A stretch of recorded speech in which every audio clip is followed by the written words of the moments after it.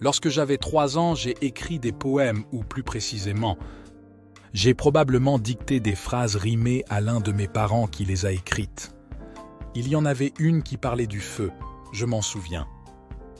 À 4 ou 5 ans, j'aimais dessiner des super-héros et des dinosaures et faire des livres d'histoire sur leurs aventures. Je me souviens de la joie et du flux, flow en anglais, que procurait le fait d'écrire en toute liberté, même si je ne savais pas écrire à cet âge. Il y avait une énergie dans le fait de créer quelque chose que j'adorais, et j'ai continué à écrire, à dessiner et à créer librement et sans entrave. Je ne pense pas avoir été exceptionnel dans ce domaine. Je crois que nous sommes tous naturellement créatifs et que cette créativité vient d'une source profonde.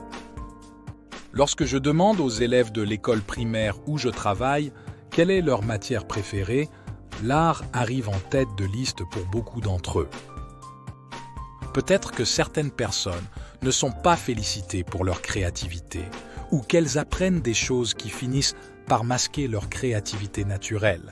Mais je crois que la créativité fait partie de ce qui nous rend humains et vivants.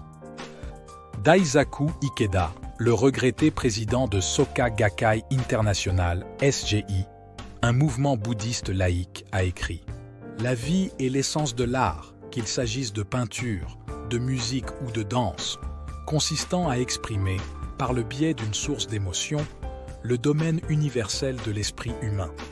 C'est une fusion de l'individuel et de l'universel. C'est pourquoi le grand art dépasse les barrières ethniques et nationales pour toucher le cœur des gens du monde entier. En émouvant notre cœur par la création, nous pouvons émouvoir le cœur des autres. Et, comme le souligne Ikeda, cela transcende toutes les catégories et les barrières entre les peuples. En ce sens, l'expression de la créativité est un outil de paix, car en transcendant les différences, on se connecte à l'essence de la vie, quelque chose que nous partageons tous et qui est fondé sur la compassion, l'amour et la formation vibrante. Quelques années plus tard, j'étais un adolescent maussade et angoissé, accablé et tourmenté par mes troubles intérieurs et mes persécuteurs extérieurs à l'école. Mais à cette époque, j'ai aussi découvert un amour pour la musique, en particulier pour les Beatles et leurs contemporains, en empruntant des CD à la bibliothèque locale. Je ne savais jouer d'aucun instrument, mais la joie extatique que me procurait la musique a réveillé en moi le désir de créer à nouveau, quelque chose qui était resté en sommeil pendant quelques années. Un après-midi, je suis allé chez un ami et nous avons enregistré sur un magnétophone ce qui ne pouvait être décrit que comme du space rock expérimental, lui à la guitare et moi faisant une cacophonie de bruits étranges avec une flûte à bec, un harmonica et des carillons. Les résultats étaient peut-être bizarres, mais je suis sorti de chez lui en pleine forme. Je me sentais formidable et j'étais accro. J'ai appris l'harmonica puis la guitare et j'ai formé des groupes en tant que chanteur, d'abord du blues puis du rock inspiré des années 60. Ikeda écrit « N'oubliez jamais un instant l'effort pour renouveler votre vie, pour vous construire à nouveau. La créativité, c'est pousser la porte lourde et gémissante de la vie elle-même. Ce n'est pas une tâche facile. En fait, il s'agit peut-être de la lutte la plus difficile qui soit. Car ouvrir la porte de sa propre vie est finalement plus difficile que d'ouvrir la porte de tous les mystères de l'univers.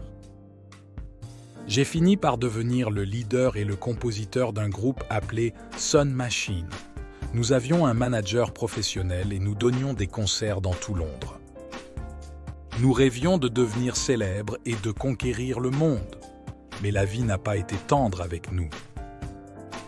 Notre manager semblait parfois inactif et nous n'avions pas l'impression d'être chanceux. Le personnel du groupe a changé et je me suis toujours accroché. La négativité et la dépression sont devenues des forces de plus en plus présentes dans ma vie. Puis ma petite amie m'a quitté et mon père est mort subitement. J'ai cherché un sens à ma vie en suivant des cours de développement personnel qui n'ont fait qu'empirer les choses. Puis, presque par hasard, je suis entré dans un centre bouddhiste et j'ai découvert le chant de Nam Myoho Renge Kyo. Le même mantra qui avait permis à Tina Turner de sortir des profondeurs du désespoir de se libérer de son mari violent, Ike, et de lancer une nouvelle carrière dynamique en tant que femme indépendante et, finalement, en tant que mégastar du rock à l'échelle mondiale.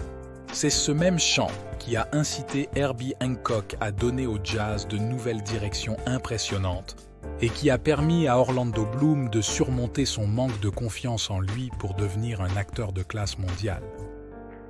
Comment cela a-t-il fonctionné en puisant dans cette même force créatrice qui sous-tend l'univers tout entier?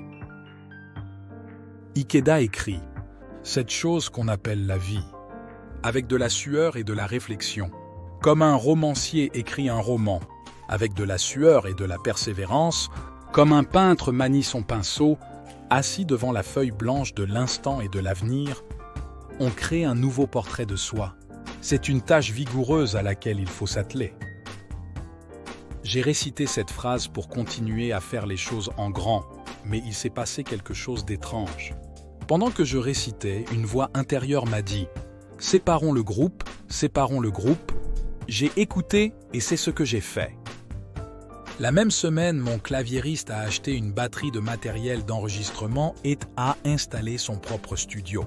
Nous nous sommes reformés en duo et avons enregistré 5 albums ensemble.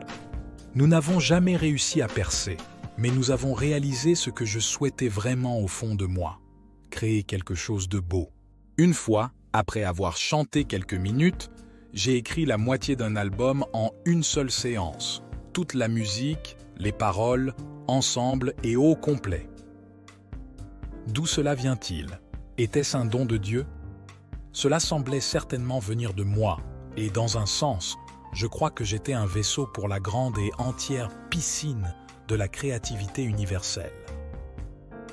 Peut-être qu'en fin de compte, nous ne sommes pas l'auteur, mais le canal d'expression de quelque chose de plus grand, qui fait toujours autant partie de nous que de n'importe qui d'autre. À la naissance de ma première fille, j'ai cessé d'écrire des chansons. L'envie n'était tout simplement plus là. C'était comme si j'avais accompli cette partie de moi.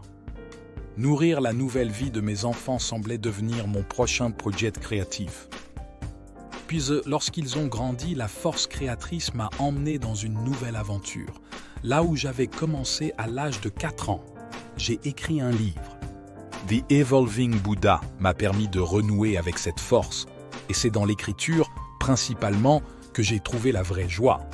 Bien plus que toute autre chose auparavant, cette création a touché des personnes dans le monde entier.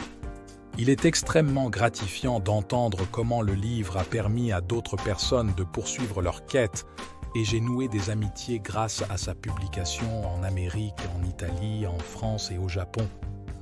Enfin, mon voyage créatif a pris un nouveau tournant inattendu. Grâce aux merveilles de la technologie, j'ai commencé à produire des films parlés, dont cette pièce que vous regardez maintenant n'est qu'un exemple. Je crois fermement que si chacun pouvait se connecter à sa propre créativité, à sa manière unique, en puisant dans la force créatrice universelle de la vie, le monde serait plus heureux et plus paisible. Je terminerai par une dernière citation de mon mentor bouddhiste, Daisaku Ikeda. Les institutions de la société humaine nous traitent comme les pièces d'une machine. Elles nous assignent des rangs et exercent une pression considérable sur nous pour que nous remplissions des rôles définis. Nous avons besoin de quelque chose pour nous aider à restaurer notre humanité perdue et déformée. Chacun d'entre nous a des sentiments qui ont été réprimés et qui se sont accumulés à l'intérieur. Il y a un cri sans voix qui repose au plus profond de notre âme et qui attend d'être exprimé. L'art donne une voix et une forme aux sentiments de l'âme.